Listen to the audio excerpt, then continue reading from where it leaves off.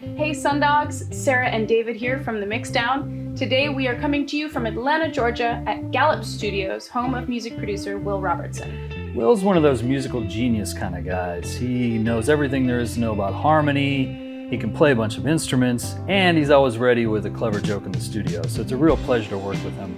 And we have worked with him a bunch of different times, from back in the early days of Berkeley until now. David and I get to pick Will's brain about music production anytime we want.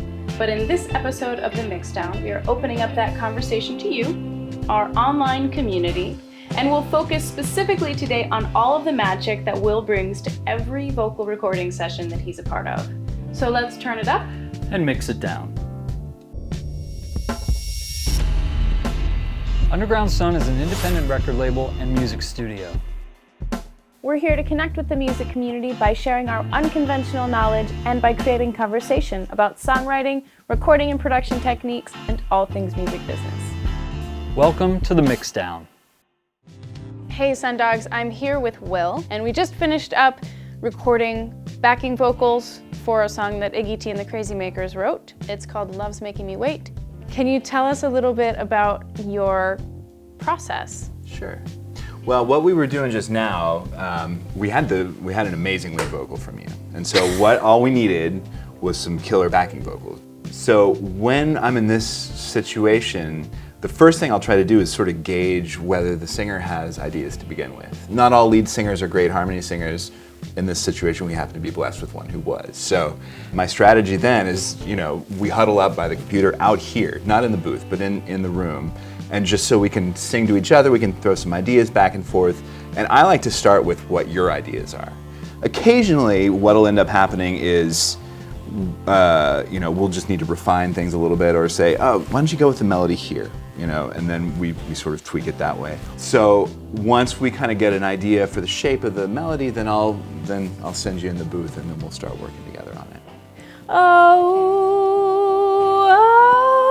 you make my head spin.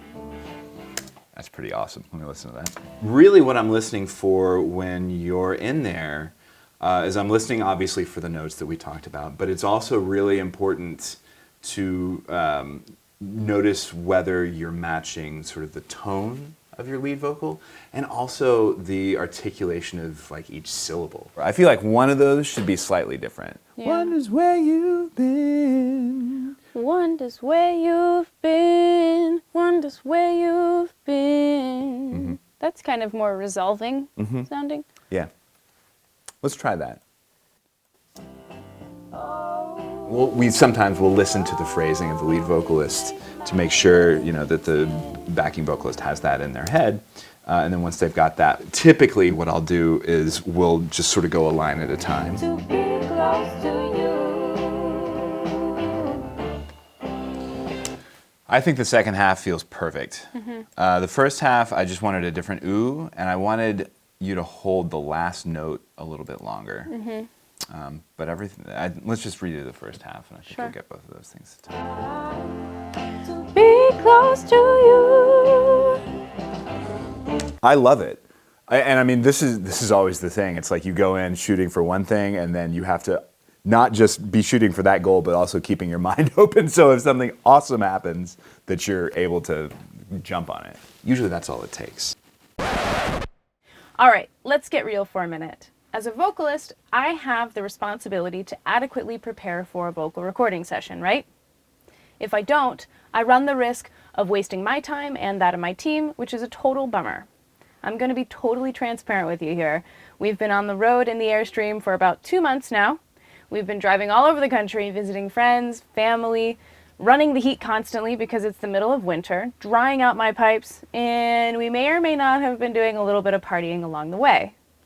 None of these things have had a particularly awesome impact on my voice. However, there are things that I could have been doing to combat some of the wear and tear.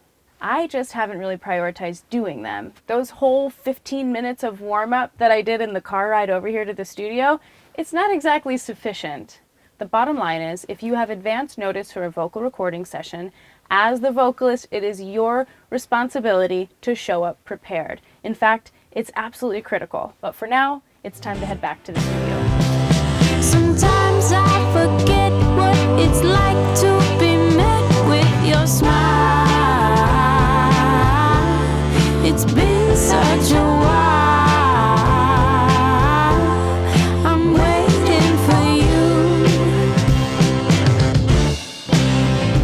there's a couple of things that are really critical for any vocal. They are communicating the idea of the song, making sure that that gets across to the audience, and the energy that you're bringing to it, whatever that energy is. If it's high energy, if it's dark, if it's quiet, if it's sad, if it's loud.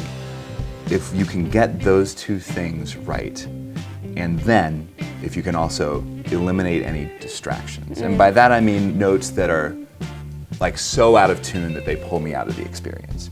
I don't care if they're a little bit out of tune. If you are delivering them with passion, and if you are delivering them in a way that connects with the audience, tuning schmooning. If you can get those things right, the communication and the energy behind it, you are 95% there, maybe 99.